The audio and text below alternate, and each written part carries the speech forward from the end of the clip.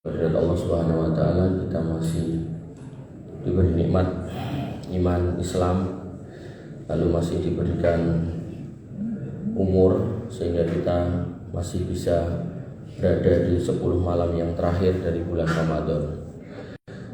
Bapak Ibu yang dirahmati oleh Allah Subhanahu wa taala, tema kita pada malam hari ini adalah memburu atau berburu Lailatul Qadar.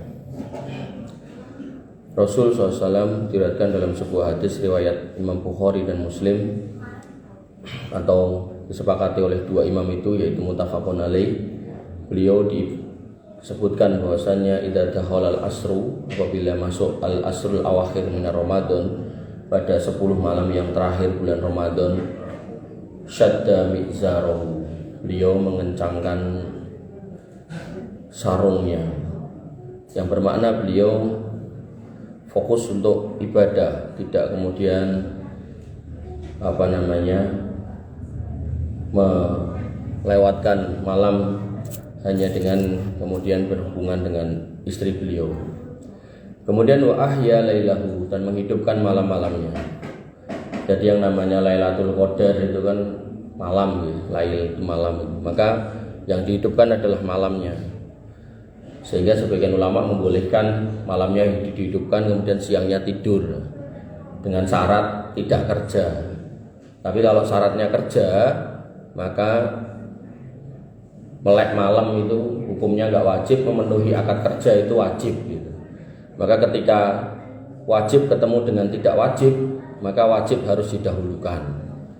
Jadi jangan sampai dibalik, malamnya melek sampai nggak tidur-tidur, besoknya harus kerja, apalagi harus manjat-manjat di ketinggian, mungkin harus membawa kendaraan atau apa gitu, sambil ngantuk, nanti malah membahayakan.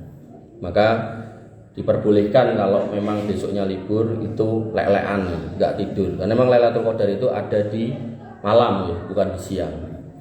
Kemudian Nabi SAW juga wa'iqadhu ahlahu, membangunkan keluarganya. Jadi Nabi ini potret kepala keluarga yang luar biasa, karena pengen di surga itu kumpul bersama dengan keluarganya, maka beliau juga mengajak keluarganya untuk beribadah. Jadi bukan soleh sendirian gitu. Pak soleh enten mboten dugi. Maka sifat orang beriman dikatakan pada Quran surat Al-Mu'minun, ketika kemudian mengetahui ada kesempatan mengejar kebaikan, maka ulaika yusari'una fil khairat wa hum laha sabiqun. Orang beriman itu bersegera untuk mengejar kebaikan, dan mereka adalah orang-orang yang segera memperolehnya. Mereka berlomba untuk memperolehnya. Dan amal ibadah yang disebutkan oleh Nabi SAW, suatu ketika Nabi pernah bermajelis dan kemudian mengatakan inna fil jannati ghurafan. Di surga itu ada kamar-kamar pun cemepak, tinggal jenengan mau apa enggak. Kemudian beliau mengatakan turo duhuruha min butuniha, bagian luarnya bisa dilihat dari dalam, jobone mereka ketok dari dalam. Kemudian wa butunuha min duhuriha, jerone ketok dari luar. Niku kamar napa Pak Tekno, Mbah Tekno? Napa kamar napa niku? Kamar napa? Nggih ngeten iki, kaca ngeten iki. Kok jero ketok jaba ketok jero, ngoten. Nah, ning kan zaman dulu enggak ada orang punya rumah kaca. Apalagi orang Arab Badui sampai hari ini tuh mereka tinggal di gua atau mereka nyusun batu-batu. Nah, ning senajan omahe nganggo watu, sugih, duwe wedhus 1.500 ngoten niku. Ya, jadi ngangon ngangon wedhus ning wedhuse 1.000, 1.500 ngoten niku. Jadi sugih senajan wong desa. Jadi kalau enggak hujan mereka noto batu di depan ngoten itu, di alam terbuka, ngoten atasnya kasih rumput. Nah, tidurlah mereka di atas rumput itu. Jadi sambil memandang langit, nek kita kadang natap ini kita digambari bintang-bintang, nek dhek ora langsung memandang bintang. Nah, dia berdiri nih seorang Arab Badui. Kaum Arabiyun, Arab Badui yang enggak pernah punya kamar koco itu ngadeg. Kemudian bertanya, liman hiya ya Rasulullah? Itu kamar-kamar nggih sinten? Buat siapa gitu kan? Kemudian Nabi SAW bersabda, qala liman atobal kalam. Itu untuk orang yang kemudian menjaga omongan. Jadi mulutnya rodok dikontrol gitu. Kemudian wa'at amat to'am, dan dia punya kebiasaan setelah omongannya baik, nggak nyakitin orang, nggak suka gunjing gitu kan, maka dia suka memberi makan orang, suka membagi-bagi makanan. Ini kan amal-amal di Ramadan kan. Jadi Nabi SAW pernah mengatakan bahasanya barang siapa yang tidak meninggalkan qaulaz zur, berdusta, omong kosong, ghibah, namimah gitu kan, qaulaz zur, wal amali bih wal jahlu, dan perkataan-perkataan yang sia-sia dan kebodohan gitu kan, falillahi laisa alaihi hajah min ayyadda ta'amahu wa syarabah. Allah enggak butuh sama dia meninggalkan makan dan minumnya, artinya pahala puasanya bisa hilang gitu. Nah, di sini terkumpul nih. Jadi kamar-kamar di surga itu, kamarnya di surga berarti kan kita ya masuk surga gitu kan. Maka di situ dikatakan itu untuk orang yang kemudian ngomong yang baik-baik. Nah, kemudian yang kedua itu untuk orang yang suka ngasih makan. Nah, dan termasuk amal terbaik dalam bulan Ramadan itu adalah memberi buka puasa orang yang berpuasa. Kemudian wa adama masyam, dan dia seneng untuk berpuasa, menjalankan puasa Ramadan, nanti bar Ramadan Syawal gitu kan. Nah, kemudian yang menarik yang keempat, wa shalla bil laili wan nasu niyam, dan bahwasanya sifat atau amal keempat syarat untuk mendapatkan kamar di surga tadi yang dijanjikan oleh Nabi SAW, janjikan Allah melalui nabinya, yaitu dia sholat malam pada saat manusia itu pada tidur. Hadis ini memang berlaku umum, tapi ketika dikontekskan di Ramadan, maka ini ya pas juga gitu loh. Jadi ini untuk yang hari-hari melakukan ini gitu loh. Tapi kalau ini dikontekskan di Ramadan, maka orang yang kemudian menjaga omongan, kemudian senang berbagi, kemudian senang puasa. Jadi puasa itu sambil senang, bukan sambil orang senang gitu.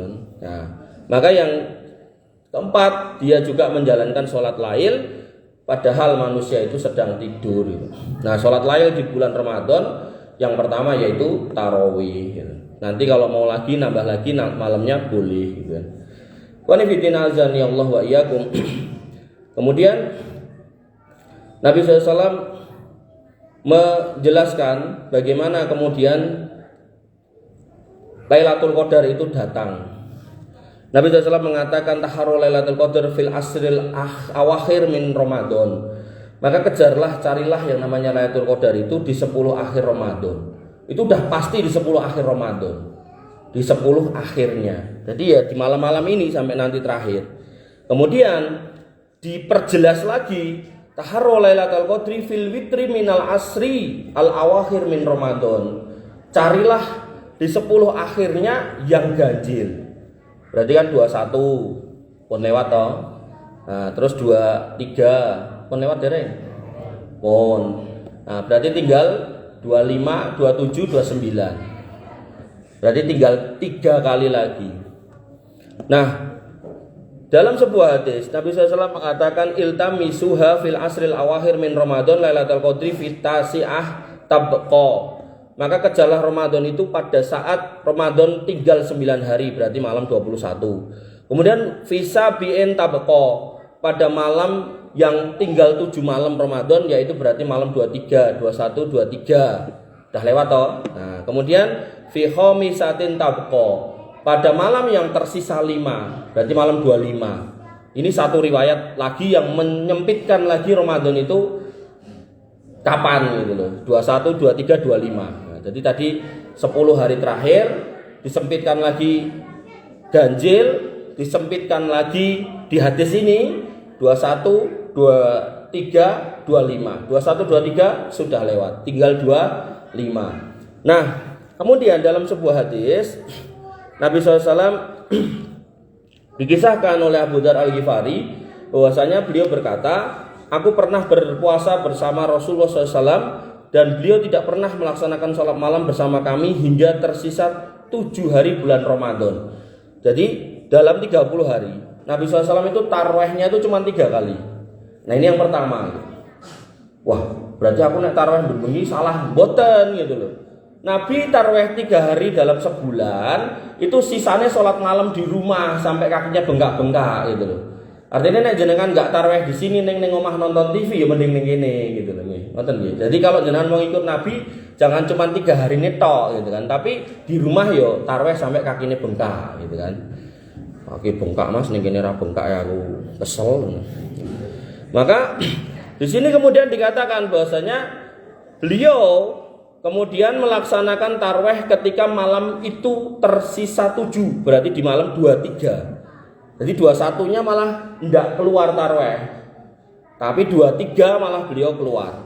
Dan yang menarik, faqoma bina hatta dhahaba sulusul lail, dan Nabi ngimami kami sholat tarweh itu sampai malam itu lewat sepertiganya. Jadi umpama malam niku mulainya jam 6 terus selesainya jam 5 misal gitu kan, misal niku berarti kan 11 jam. Nek di poro telu kan menyanyi koma ben penak 12 jam ngoten, di poro telu petang jam gitu. Nek petang jam sepertelune niku petang jam, berarti nek salat isyae niku mulai jam 7 tambah petang jam. Salat isya jam itu mulai to, rampunge to, kira-kira ya. Tambah petang jam, maka ketemune berarti jam 11. Nggih napa mboten? Salah. Jam 7 kan 19 tambah telu bener ya. 11 ya. Oh, jam 11. Jadi di malam yang kedua 3 tarawihnya sampai jam 11 malam Nabi itu. Sampai jam 11 malam. Nah, dan mriki sampai jam setengah 9 wis komplit ya. Ngono cek kekeselan gitu. Protes, bujin paling ramai ini. Kemudian yang kedua, ketika tersisa 6 hari, jadi berarti malam 24, beliau tidak sholat bersama kami, berarti beliau di rumah. 23 tadi tarweh, 24-nya di rumah, nggak keluar.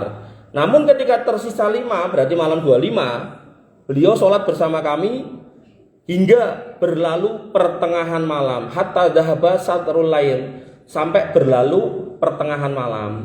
Jadi ya kira-kira kalau tadi dibagi 3 ketemunya 4 dikali 2 8, berarti nek jam itu tambah 8 tadi 11 toh ya, berarti kira-kira sampai jam setengah 2 atau jam 2 lah itu. Ket barisa. Nah bedone jamaah sekarang sama jamaah dulu. Nek jamaah dulu mereka kemudian ketika dirampung ke jam 1 atau jam 2 itu, mereka kemudian mengatakan, ya Rasulullah, lau nafal tanah bagi atalailatina hadi, pripun nek menurut jenengan salat kita diteruske nganti rampung bengi ya. Nek jamaah biyen, nek jamaah sakniki nggih rong tekan tengah wis demo gitu kan. Nah, maka Nabi SAW mengatakan sebuah hadis, dan ini yang terkenal yang dengan sering pegang, bahwasanya beliau bersabda, innahu man qama ma'al imam hatta yansorif kutiba lahu qiyamul lailah.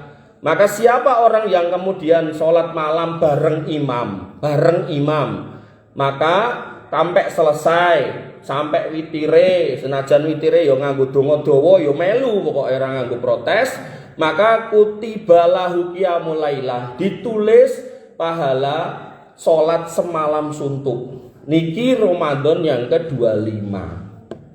Pripun Pak Tekno, siap sampai jam 2? Sing imami sapa? Engko enek sing imami jamaah ra enek. Mbak Tamrin siap, tapi ya jamaah ra enek. Dan tarweh niku lebih luas daripada sholat wajib. Nek sholat wajib, nek jenengan bisa berdiri, wajib berdiri. Tapi tarweh, begitu jenengan niteni iki imame iki suwe, maka sejak awal jenengan ngangge kursi angsal. Sing mboten angsal nek imame sing ngangge kursi. Karena mungkin nek imame ngangge kursi, makmume harus juga duduk. Ngoten. Paham nggih? Kenapa? Karena innama ju'ilal imamu liyutamma. Imam niku didadekke imam mergo ditutke. Jadi nek imame lenggah jenengan kedah lenggah, pramila piyai sing mboten saged ngadeg ampun dadekke imam mungkin ndak jenengan dadak lenggah ngoten. Nggih. Tapi nek sebagai makmum dalam konteks salat tarawih niku luwes. Dadi nek jenengan wis niteni wong kae nek ngimami suwe, maka manyandak kursi, mboten enten kursi mang jikuk meja. Lenggah ten meja, bendong kok nek ra dingenekke ra dong.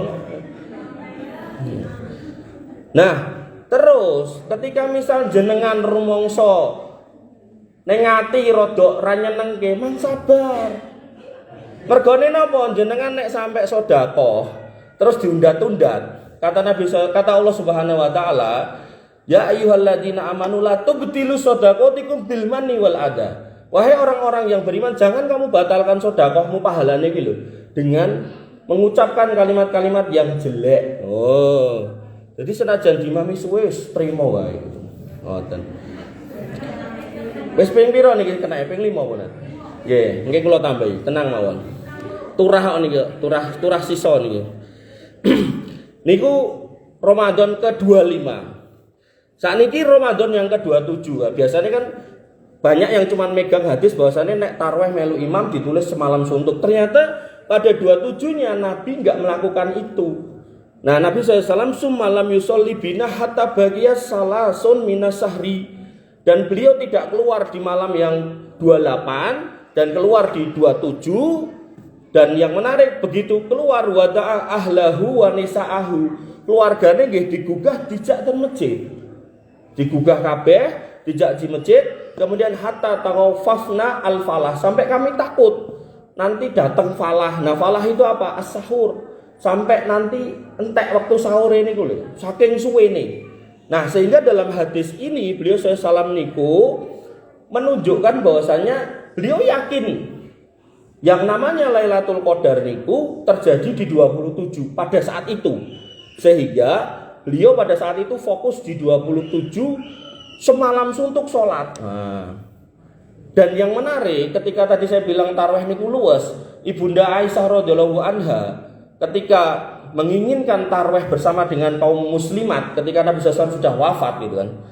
Kan tarawih niku ada setelah Umar bin Khattab yang memerintahkan untuk berjamaah ngeten iki. Sebelumnya ya Nabi itu cuma mempraktekkan 3 kali, dan setelahnya para sahabat itu jamaah pating bentong ngoten lho. Nah, pas Umar bin Khattab digabungke. Nah, Aisyah radhiyallahu anha niku mengadakan jamaah khusus wanita. Ning pengen diimami wong lanang, lajeng ngutus budaknya namanya Mas Dakwan. Lah Mas Dakwan niki enggak hafal Quran. Maka Mas Dakwan kemudian nyandak Quran lalu dipegang kok ya gede-gede nih gitu sing cilik rane. Nah, dipegang ngeten iki. Nah, sambil ngimami. Makanya dalam sholat tarawih luwes, imame karo maca entuk, makmume karo lingguh entuk, disambi ngantuk ya entuk, nek sambi protes ra entuk. Ping 6 ya. Pokoknya nek urung 10 aku ora mandeg pokoke. Bendong kok. Nah, sehingga kalau misal panjenengan pengen menghidupkan malam 27 ten masjid niki, senajana ya mung wong loro misal, terus digolekke jagrak nika, terus goleki Quran sing paling gedhe nika. Nah, niku maca niku entuk imame. Ning enek masjid yang kemudian dia terlalu seneng memakai seperti itu, mengke bar Ramadan dipraktekke ten salat 5 waktu, enggak boleh nek niku. Jadi nek salat 5 waktu harus hafalan. Senajana ya mung qul huwailek ya ora apa-apa gitu kan. Jadi walaupun cuma 3 kul niku wis ora apa-apa. Ning ngapalan ngoten. Tapi nek tarawih bebas sambil baca gitu boleh gitu. Jadi kula ngeten niki kula jak niki bocil-bocil niki. Nah mengke kula sambung ten Istiqlal. Niku kan disebutke si fulan al-hafid, si fulan al-hafid ngoten to. Berarti kan hafal Quran. Nah, kula ning shaf 5 to tak delok kok imame mantuk-mantuk ngene, mantuk munggah, mantuk mudah. Terus kula kan mulai enten sing mundur-mundur kula maju gitu kan. Begitu cedak imame tak ingok gitu kan. Ya maca dhek ternyata. Ya wis gitu. Nah ngono ya berarti Pak Tikno iso ngimami kene maca kok gitu. Ora kudu Sutikno Al-Hafid. Ora kudu. Bapak Ibu yang dirahmati oleh Allah Subhanahu wa taala, kenapa kemudian kita harus memaksimalkan 10 malam yang terakhir? Karena Nabi punya janji, tentu janji ini dari Allah yang kemudian disampaikan Nabi, yaitu man qoma lailatul qadri. Sapa wonge sing sampai pas Lailatul Qadar itu dia berdiri untuk sholat qiyamul lail dengan penuh keimanan dan ihtisab. Yang namanya iman yo dengan senang hati, bergembira, mboten grundel, seneng. Dan ihtisab niku sing diarep-arep pahala, bukan napa-napa gitu kan. Maka dikatakan Nabi SAW, ghufira lahu ma taqaddama min dambih, maka akan diampuni dosanya yang telah lalu. Nah, kemudian jika memungkinkan panjenengan itikaf, maka itikaf niku lebih baik. Tapi jika tadi ada kontrak kerja yang harus jenengan lakukan, jenengan harus melebet, maka itikaf ketemu dengan akad, memenuhi akad itu hukumnya wajib. Al mu'minuna ala surutihim, orang beriman itu harus memenuhi akadnya. Maka ketika ada kontrak kerja yang harus dengan lakukan, maka itu lebih baik berangkat kerja. Lah itikafnya kapan? Ya antara mungkin maghrib sampai isya atau isya sampai jam 12, habis itu pulang. Jadi itikafnya sebagian waktu, buatan full. Tapi nek sesuk prei garwane ya menstruasi gitu lah, ning masjid wis ora apa-apa gitu kan. Yo. Maka sehingga Ibunda Aisyah dan istri para nabi itu ketika Nabi SAW hidup mereka tidak itikaf. Kenapa? Karena itikaf zaman dulu mboten enten sing nyepake kejaba garwane gitu. Sehingga garwa itu di rumah nyepake uga rampe, kemudian nanti disampaikan ke beliau SAW yang sedang itikaf. Nah, enak loh berarti bojone untuk pahala, sing wedok ndak itu mboten. Berlaku hadis dalil man dalla ala khairin kana lahu mislu ajri fa'ilihi. Maka siapa yang kemudian menyengkuyung kebaikan, melakukan kebaikan, maka dia akan mendapatkan pahala yang sama. Maka istri-istri yang nyepake uga rampe garwa yang itikaf niku akan mendapatkan pahala yang sama. Apalagi sekarang banyak masjid yang ada itikaf dan gratisan, nanti ibu bisa di rumah dengan santai gitu. Bapak Ibu yang dirahmati oleh Allah Subhanahu wa taala. Dan yang menarik adalah Nabi SAW mengatakan innalillahi fi kulli yaumin itqa'a minan nar fi syahri Ramadan. Setiap hari itu akan ada orang-orang yang dibebaskan dari api neraka. Setiap hari. Maka ketika setiap hari itu ada yang dibebaskan dari api neraka, maka mangyun untuk dibebaskan dari api neraka. Dungane napa? Allahumma a'tik riqabana minan nar. Ya Allah, bebaskan saya dari api neraka. Wa a'tik abaina, dan bebaskan bapak-bapak kami. Wa a'tik ummahatina, ibu-ibu kami. Wa a'tik auladina, anak-anak kami. Wa a'tik azwajina. Satu. Kemudian yang kedua bisa juga Allahumma ini as'aluka jannah wa na'udzubika minan nar, bisa. Allahumma ini as'aluka ridhoka wal jannah wa na'udzubika min sakhatika wan nar. Lah ngomong kan bebas dari neraka, ngapa ndak njaluk surga, atau sebaliknya apa enggak njaluk surga wae tapi rasa njaluk bebas dari neraka. Ini harus sepaket. Karena kalau kita enggak minta bebas dari neraka, khawatirnya kita sampai surga tapi mampir dulu ke neraka. Nah, ini yang susah. Karena sak neraka-nerakane, sak panas-panase insyaallah kita enggak betah gitu. Enggak sanggup itu. Karena ada pun sa'ir, adabnya pedih, nanti dalam ayat yang lain ada pun alim, adabnya menyakitkan, adabnya membara, membakar itu. Jadi adabun sadidul iqab itu kan, semuanya berat. Maka yang terbaik harus sepaket, minta selamat dari neraka, juga minta surganya. Jangan minta surganya tok, atau jangan minta bebas dari neraka tok. Nah, maka itu Allah dermawan, yang pertama akan mengeluarkan orang-orang dari neraka. Jadi naik ten pesawat niku kan, niku nek mau terbang itu kan ada namanya manifest, nama penumpang. Lah, mudah-mudahan dengan misal nama kita sakjane awalnya tertulis ning neraka, mungkin karena melakukan satu dan lain hal gitu kan.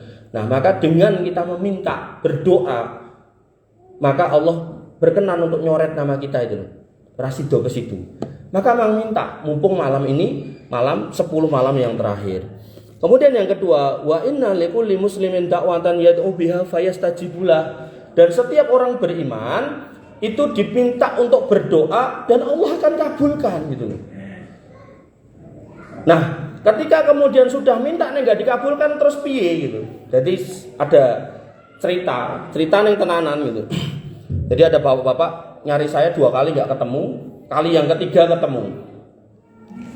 Nah, kali yang ketiga itu dia bawa surat-surat KTP, KK, identitas pegawai zaman aktif, terus identitas pensiun, buku rekening gitu kan, terus KTP istrinya gitu.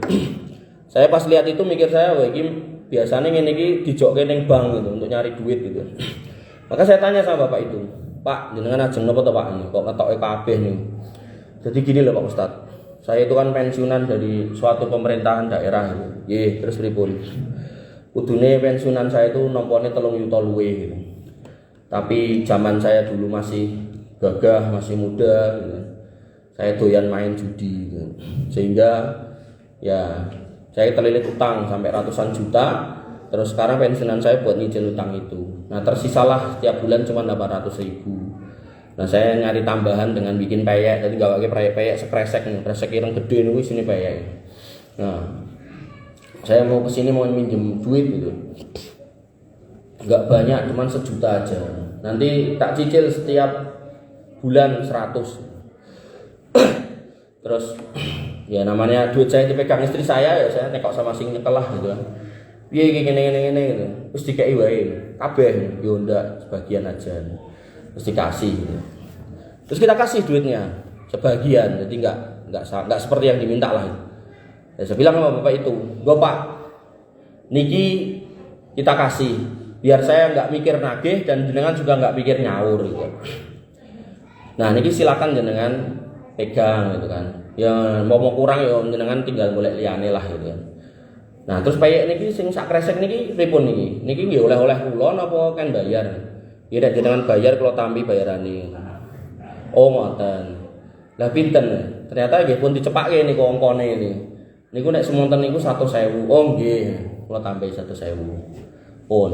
Akhirnya dia pulang, gitu. Begitu kemudian pulang, sebelum pulang kan dia cerita soal anaknya gitu. Terus saya bilang, jenengan nek kabotan ngopeni anak mang tinggal mriki anake. Kula penane mengene rampung sarjana tak ulih ya.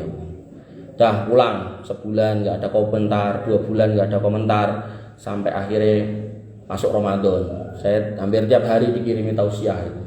Ya tak baca gitu, sosok baca judulnya, sosok ya dibaca komplit gitu kan. Sampai menjelang 10 malam terakhir ini kemudian WA saya. Assalamualaikum warahmatullahi wabarakatuh. Waalaikumsalam warahmatullahi wabarakatuh. Pak Ustadz yang saya hormati gitu. Gitu. Saya sama istri saya itu udah 25 tahun berdoa minta mobil tapi nggak terkabul.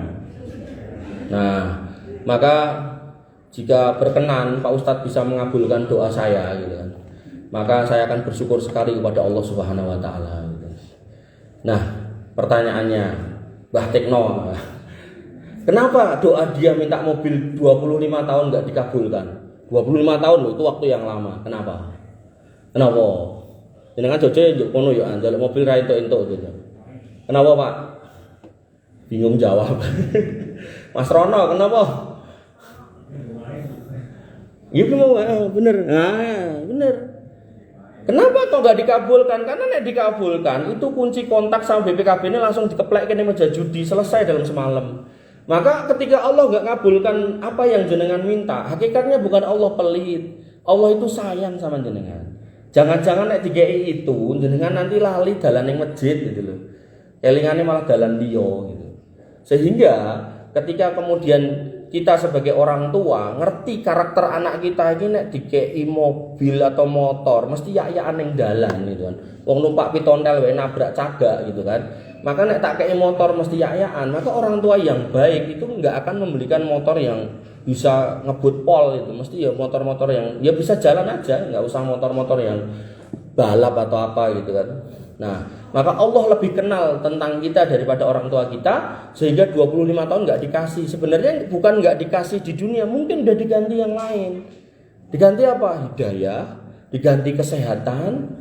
Buktinya ya nggak mati gitu kan, senajan sebulan cuma 800.000. Nah, kata Pak Tekno, aku malah mau 500 aja urip. Nah, maka ini loh hakikatnya bagaimana kemudian kita ketika diminta untuk berdoa di Ramadan, minta apapun yang jenengan perlukan minta. Kalau kemudian nggak dikabulkan, mungkin itu akan diganti yang lain atau kemudian ditunda di akhirat. Jadi bukan karena nggak dikasih, karena Allah lebih tahu kepada kita daripada kita sendiri. Ya. Jadi jangan kemudian nyandai gitu, Allah pelit nggak boleh gitu kan. Ya, dan permintaan terbaik di bulan Ramadan, wabil khusus di 10 malam yang terakhir itu disampaikan oleh Bunda Aisyah radhiyallahu anha ketika bertanya kepada Nabi SAW, ya Rasulullah, ara'aita in alimtu ayyi lailatul qadar ma'akulu fiha. Umpami saya tahu kalau malam ini adalah Lailatul Qadar, kira-kira saya bagusnya ngomong apa atau doa apa? Qala, kata Nabi SAW, Allahumma innaka afuun tuhibbul afwa fa'fu anni. Maka doa terbaik di malam Lailatul Qadar nggih niki. Artinya jenengan kalau punya masalah keluarga ya doa untuk kebaikan keluarga, punya masalah utang piutang misal ya, doa untuk terbebas dari utang piutang, punya masalah apapun, doa apapun, tapi jangan lupa doa yang ini. Nah, jangan lupa doa yang ini, khususnya di malam hari, kalaupun di pagi dan siangnya nggak apa-apa. Nah, yang menarik adalah ketika Lailatul Qadar niku cirine pripun, cuman disebutkan malam ganjil 10 malam terakhir, tadi 21, 23, kemudian 25, kemudian riwayat yang keempat Nabi dalam tarawih itu ternyata dimulai dari 23, 25, 27 dan Nabi tambah banter di 27. Maka para ulama banyak menyampaikan atau menyatakan memang Lailatul Qadar itu paling sering terjadi di 27. Nah, makanya orang-orang yang benar-benar percaya, beriman dengan kondisi itu, hari ini kan berbondong-bondong ke Mekah sana dan memecahkan rekor sepanjang sejarah Mekah berdiri gitu kan, ada gitu kan. Itu jamaah tarawihnya itu 3,5 kilo dari pusat Mekahnya itu. 3,5 kilo ini yang memiliki tekanan di Mas Ayis. Purwosari, wah sampai Purwosari mereka. Waduh gitu kan.